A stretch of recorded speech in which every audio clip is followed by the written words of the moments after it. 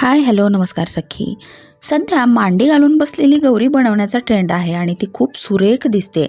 आज आपण स्टँडशिवाय अशा पद्धतीने मांडी घातलेली गौरी खूप कमी साहित्यात सहज कशी बनवावी हे पाहूया.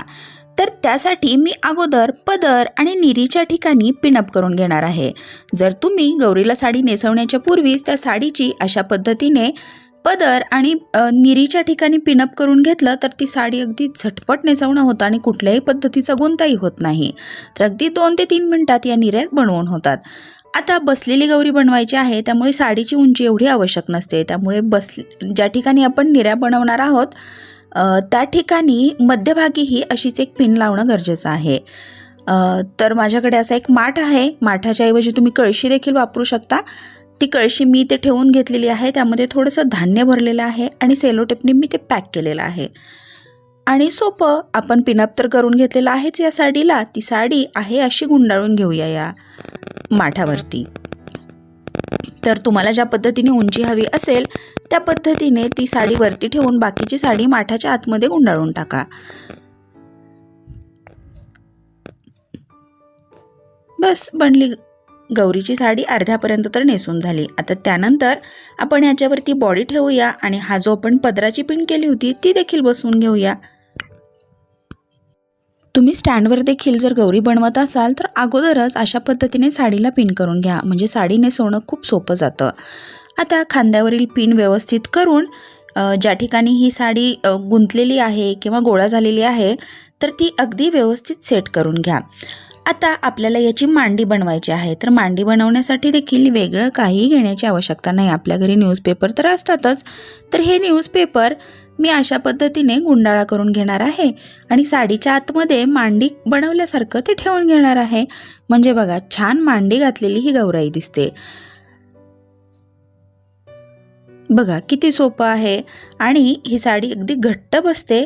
त्याच्यामुळे त्याला कुठलेही पिन किंवा वेगळं जास्ती काही लावण्याचीही आवश्यकता नाही. पाहू शकताय ना किती छान मांडी बसली. तशीच दुसऱ्या बाजूलाही मांडी बसवून घेऊया. फक्त 10 मिनिटांमध्ये तुम्ही अशा पद्धतीची गौरी सहज बनवू शकता.